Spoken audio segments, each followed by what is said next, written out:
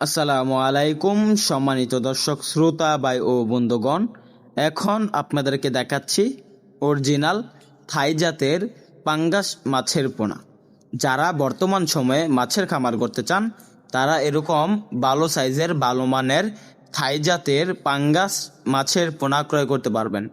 আমাদের পাঙ্গাস মাছের পোনাগুলো পুকুরে মাত্র 4 মাস চাষ করলে 2 থেকে 2.5 কেজি ওজন আসে। তো চাষিবারা পাঙ্গাস মাছের যে পোনাগুলো রয়েছে এগুলাকে খাবার যদি নিজে হাতে বানিয়ে দিতে পারেন তাহলে দেখা যাচ্ছে মাছগুলো চাষে মোটামুটি ভালো ফলাফল আসে।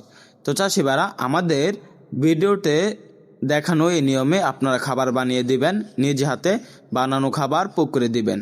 তো চাষিবারা থাই জাতের যে পাঙ্গাস মাছগুলো রয়েছে এগুলা প্রতি শতাংশে চাষ করতে পারবেন 100 থেকে 150 পিস, কারণ এই মাছগুলার প্রচুর পরিমাণে গ্রোথ আসে।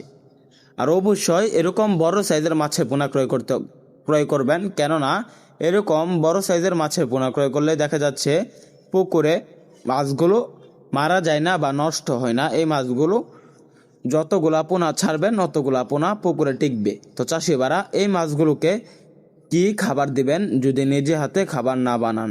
এই মাছগুলোকে দিতে পারবেন 0.5 ফিট খাবার।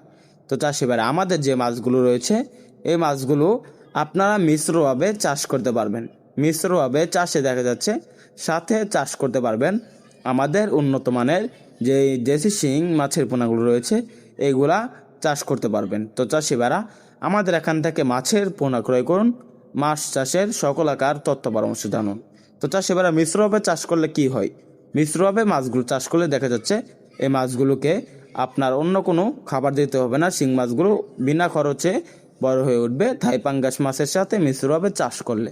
তো চাষিবারা মাছের পোনা ক্রয় করার পাশাপাশি বিভিন্ন তথ্য পরামর্শ আমাদের এখান থেকে জানুন। ভিডিওটি ভালো লাগলে আমাদের চ্যানেলটি সাবস্ক্রাইব করুন। ধন্যবাদ।